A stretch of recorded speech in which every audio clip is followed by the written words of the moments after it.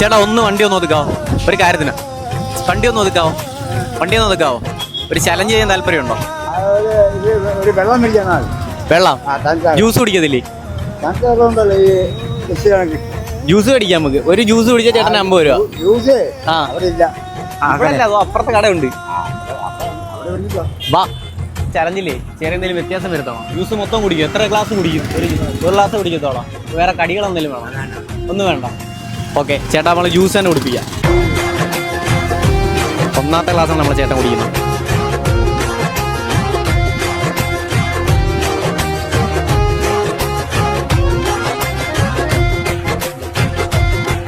അടുത്ത രണ്ടാമത്തെ ഗ്ലാസ് ചേട്ടാ.